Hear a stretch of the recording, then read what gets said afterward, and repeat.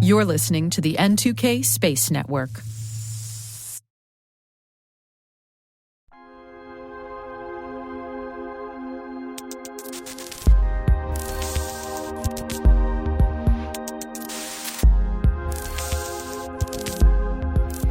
Welcome to T-Minus Deep Space. I'm Maria Varmazis, and I'm the host of the T-Minus Space Daily podcast. Now, Deep Space includes extended interviews and bonus content that takes a deeper look into some of the topics that we cover on our daily program. And you're about to hear my full conversation with former NASA Chief Information Officer Renee Wynn. We talk about her fascinating career, how she translated a long stint at the EPA into working at NASA, and we dive into what she learned and advises on managing risk for space systems. Here's our full conversation. Hey, listeners. Great to be here today. Maria, it's wonderful to be with you and see you again.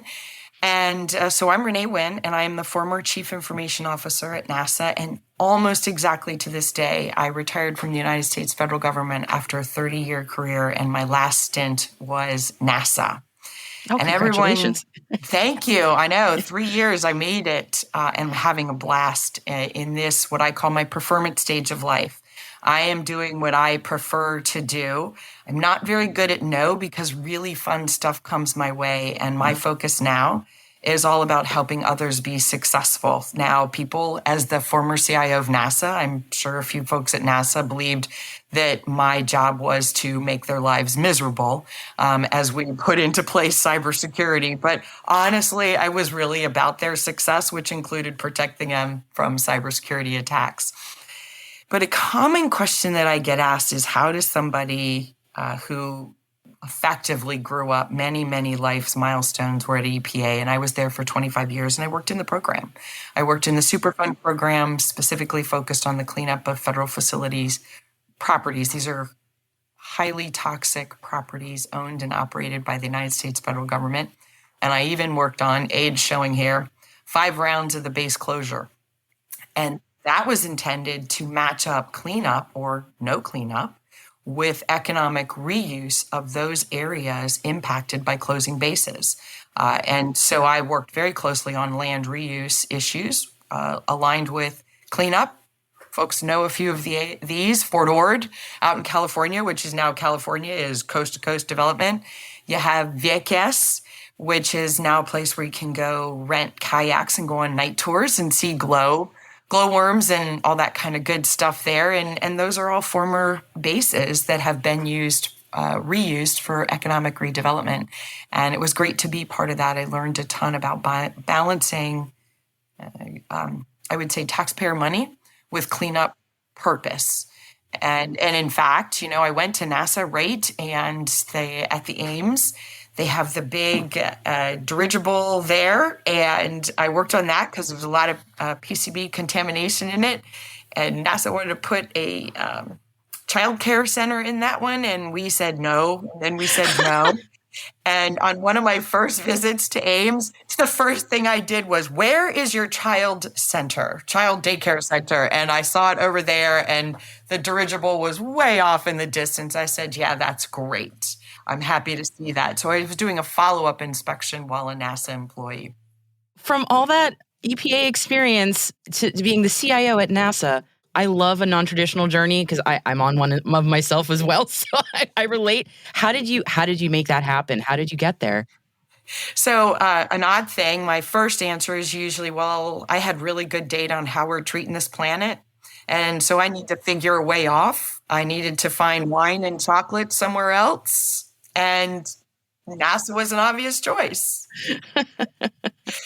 But the other reason, maybe the less fun reason, was I shifted into operations when I was at EPA. And I fell in love. I loved the cadence. I loved the chaos. I loved trying to figure out how to deliver in complex environments. I could probably say I don't know that I ever figured that out, but it was fun trying. And I had some amazing teams in both places. And so I loved ops. At this point, I figured probably 5, maybe 7 years left in my career because I knew, I said, well, I'd probably go to about 60, 62, but then, I think a slower pace might be in order. And I said, where can I go to be better in the field of IT operations and the blossoming of cybersecurity in the federal government? And at the time, there were 2 deputy CIO positions open, which excited me, having been the acting CIO at EPA for 19 months. I was tired. So I said, oh, this would be great. I'll just take second chair, cheer them on, do the dirty work, and get out of the limelight. And so there were 2 positions, deputy positions open. One was at NASA, one was over at FEMA. And, NASA basically got theirs out the door. I applied for it and I went through the interview process and I was selected as the deputy CIO before FEMA even got theirs out the door. There you go. They took the initiative. Yeah. Right. There's nothing magical about the whole thing. And so I got to NASA, and a few weeks after I'd gotten there, the CIO, who I knew, he leaned over and he said, hey, would you like to be the NASA CIO? And I'm like, no, I'm good. Right. I just got here. I kind of like to remember where the restroom is all the time. When you move buildings, like all the basics, it's like, where do I get my water bottle filled? Where's the restroom? At the time, where's the fax machine, right? What if the copier runs out of paper at midnight and I'm the only one here? What do I do? And so I'm still working through these little important issues.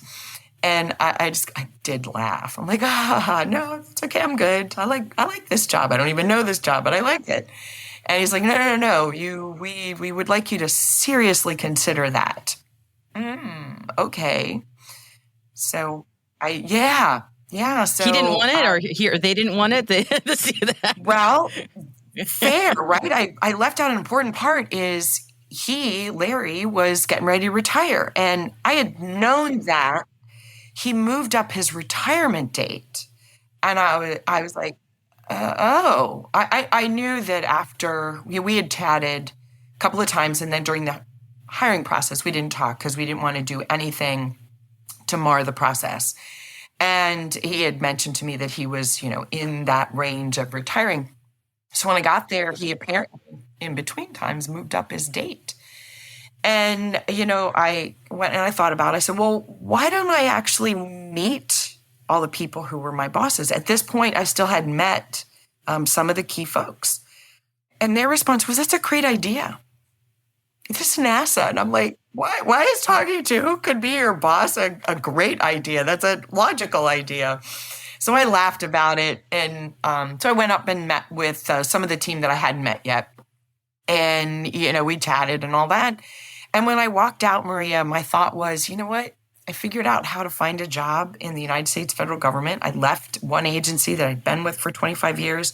I suppose if anything goes seriously wrong, I could find myself a final federal job to move on to, as long as I wasn't like blacklisted or something like that. No. Yeah. So I said yes. And so started a huge learning curve.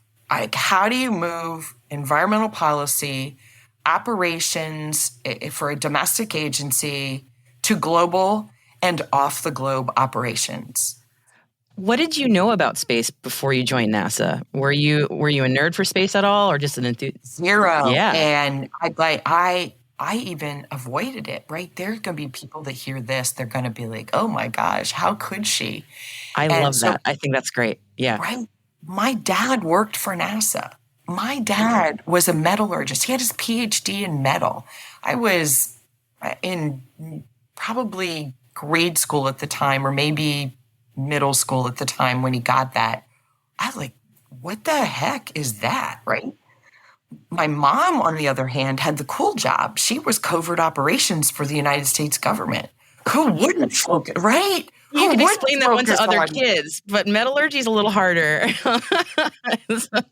But I didn't know this. I didn't know my mom was covert operations until actually after she died. I knew she was a systems analyst at NSA, right? That you can't talk about. So that was the playground talk, because people are like, what? Huh? With metallurgy? So much for being able to make it accessible, right? So when I moved over there, I realized it's a complicated agency. It only took one meeting till I was like, oh, that's why my dad's PhD is so important. And that is the harsh climate of space. Not just space, but getting into space. You have this get out of your atmosphere force, shaking and baking and freezing. And they have all these facilities to test these things out at the Glenn facility. And all of a sudden, everything made sense. And so I put myself on a learning journey. And I basically said, I'm the dumbest person in the room. And in many cases, that was the case, right? Well, you sit in on a meeting, planetary protection. Yeah, planetary That's a lot. protection. Right. We're not talking picking up litter. We're not talking, well, we probably are talking clean water and clean air, right? That part I got. But foreign organisms from space being introduced into Earth. What's our first response? Okay, great. Now, look what all we've got on Mars. One defunct rover, 2 others in operation, and a helicopter that's had over 50 missions. So now you're like, oh, planetary protection. Now I understand it. That was one of the more academic discussions for me, not one that I participated much in, other than to, what does that mean? Like the engineer or the medical officer next to me, I'd write them my little basic questions and ask them to do it. So I got myself on a learning journey. You got a PhD in NASA, basically. And as fast as one could possibly do, which means I couldn't pass a test, but I probably could tell you some pretty cool stories about space. Oh, well, that makes you, thank you for sharing your career journey, because I think that's really fascinating.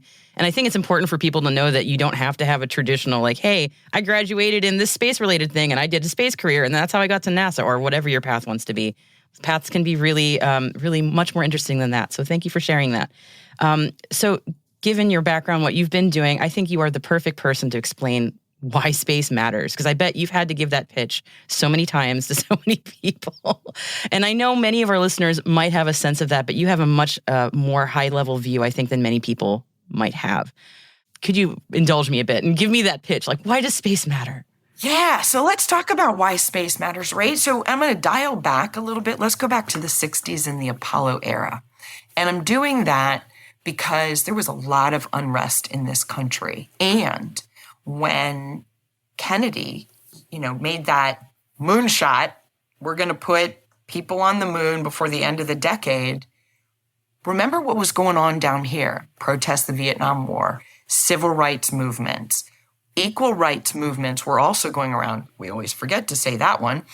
And so now you want money shifted into space exploration over some social domestic type efforts, right? To bring maybe some less chaos going on, with less protests, fewer protests, focusing on productivity, being all inclusive. How do we shift to that?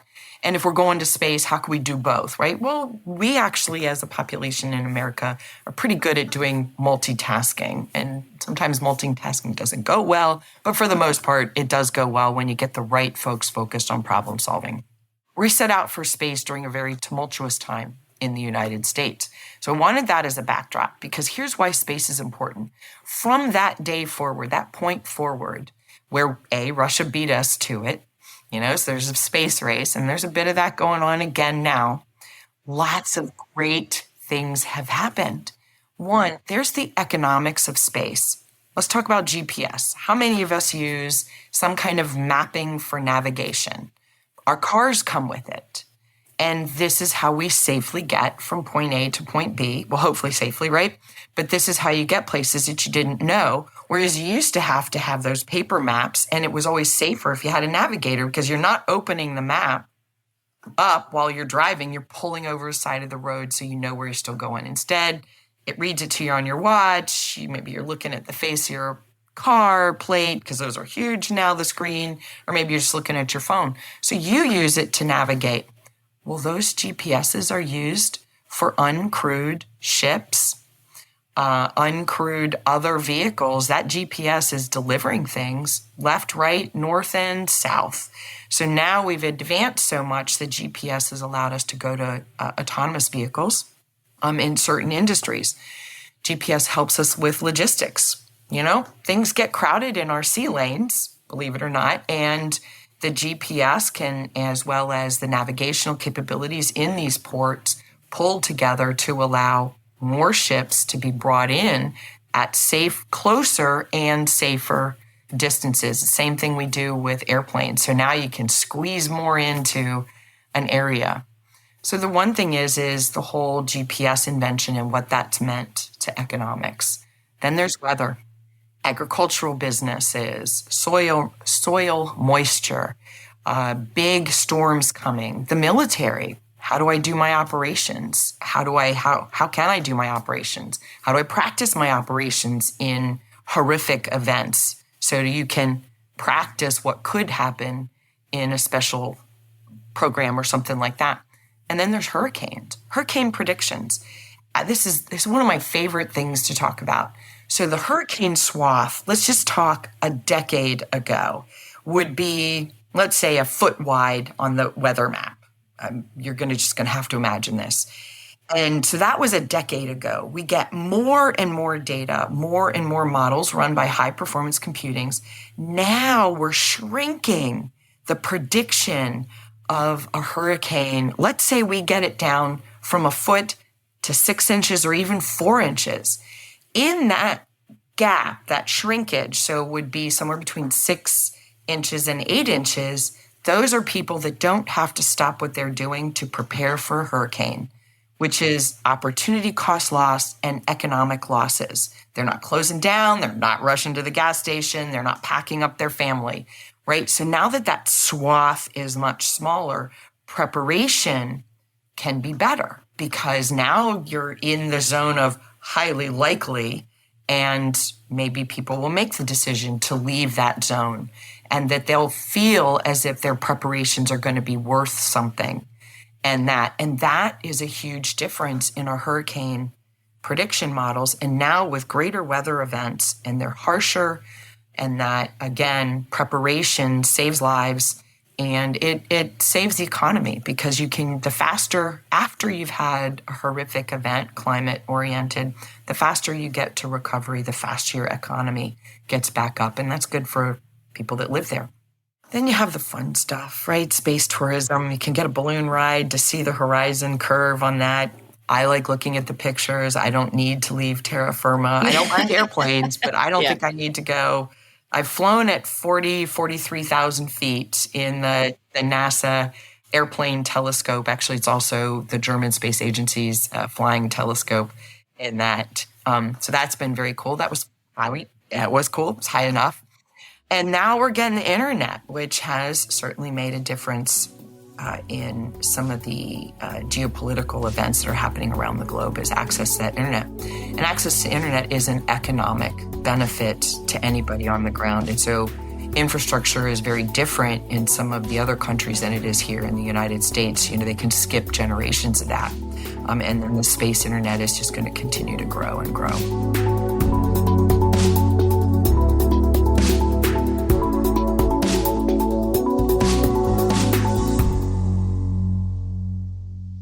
We'll be right back after this quick break.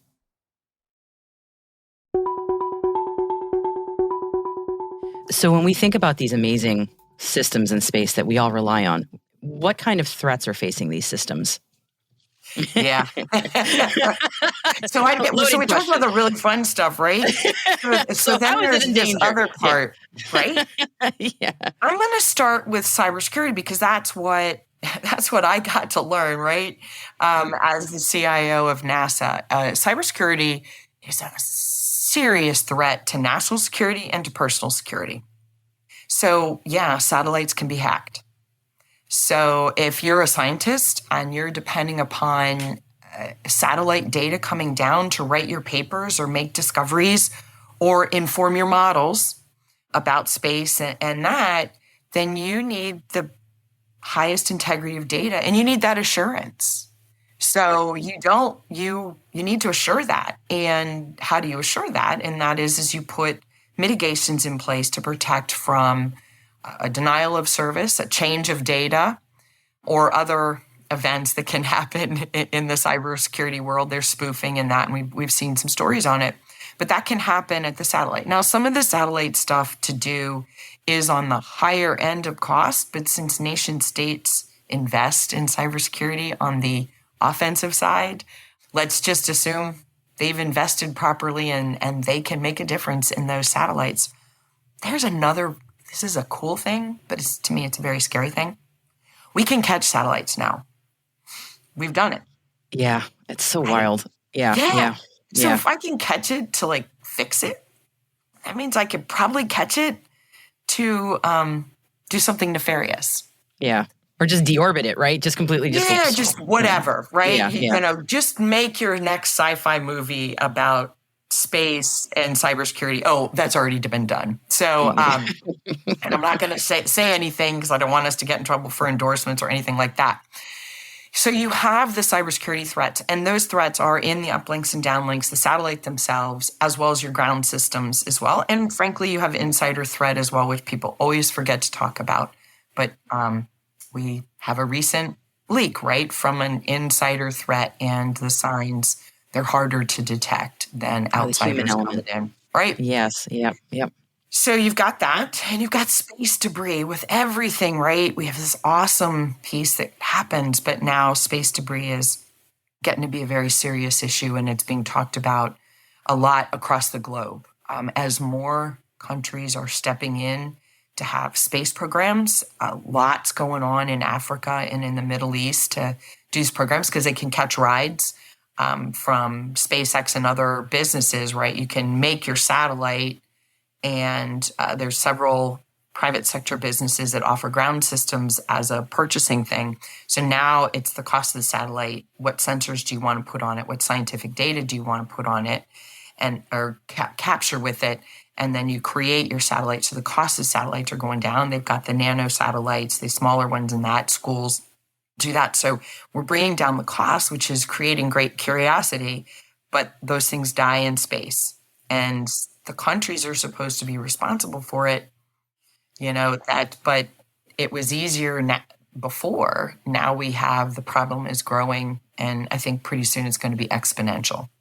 And there's no agreed upon norms as yet. I mean, we're trying to get there, but we are trying to get to space norms. There are some space norms that are out there. There's a lot of questions being brought up about those space norms, or do they fit today's model? And my little pea brain has looked at them, and in some cases they hold, but not all cases, because also if you weren't at the table, we sometimes as humans have a sort of, well, I wasn't there negotiating that, so does it really apply? Or I'm slightly different than that. So there'll be human reasons to not do it. So I think it's time they need to continue the discussions and reset the table, talk about space norms in a global world now, both from an economics perspective as well as the way space is operating. Yep, it's time. Yeah. Oh, beyond time, right? Beyond time. We've been there. So something we had been chatting about before we started the interview was the report that came out recently saying that space needs to be classified as critical infrastructure. Wanted to get your thoughts on that, because to me that felt like a really big move when that report came out. So what are your thoughts? Yeah, I think the timing is right now. This issue's been talked about a lot in the background for quite a while. And on April 14th, the time to designate space systems as critical infrastructure, that report was issued, and a lot of good research went into that one. And just, if you look just at pictures, which are always a great way to tell a story, it boils down to sort of three areas of threats. And the report is much more detailed. And actually, it's a very good read, I thought. But I'm interested in this stuff. We'll put a link in the show notes for folks. Yeah, it'd be great to take a look at this one. And we'll talk a little bit about some of the dissenting opinions, I think, as well.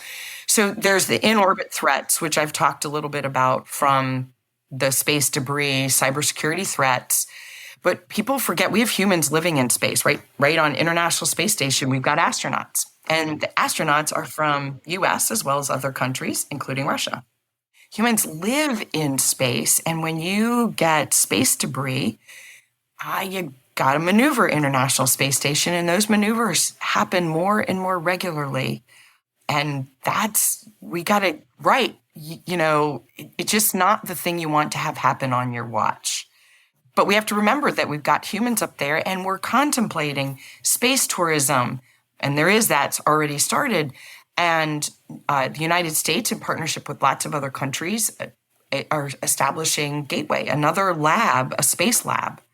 And so, again, you're putting these expensive assets which have benefit to humanity. And now you've really got to think about how to protect space differently.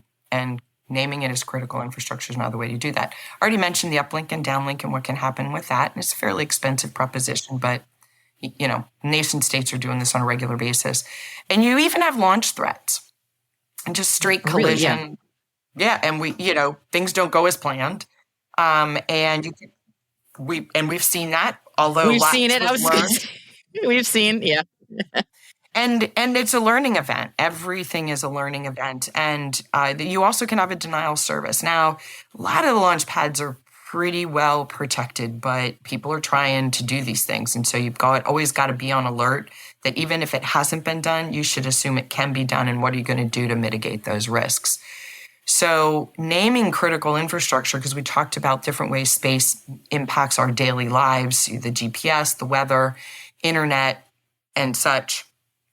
And so, now all of a sudden it really matters. It is critical infrastructure. Human lives can be saved or lost, depending on a reliance with a space asset, a satellite, and the data that comes from space and the accuracy of that data. So I think it's time to really start the important debates on naming it as critical infrastructure.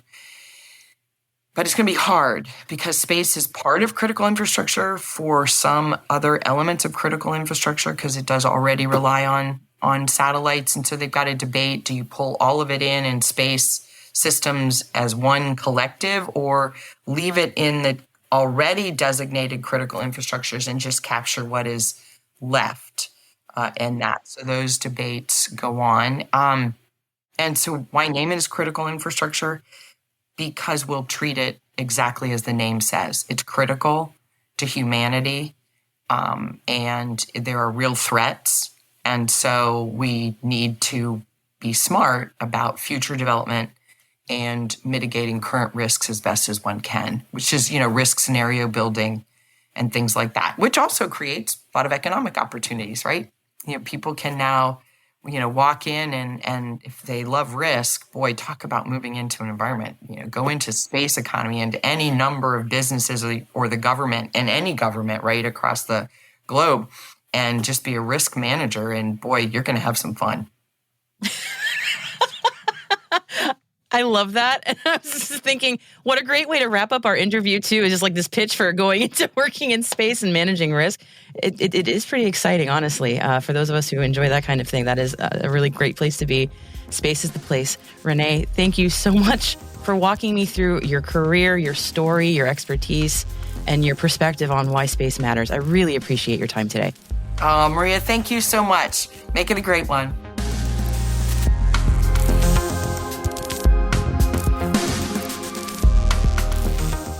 And that's it for T-Minus Deep Space for May 6th, 2023. We'd love to know what you think of our podcast. You can always email us at space@n2k.com or submit the survey in our show notes. Your feedback ensures that we deliver the information that keeps you a step ahead in the rapidly changing space industry. This episode was produced by Alice Carruth, mixing by Elliot Peltzman and Trey Hester, with original music and sound design by Elliot Peltzman. Our executive producer is Brandon Karp, and I'm Maria Varmazes. Thanks for listening.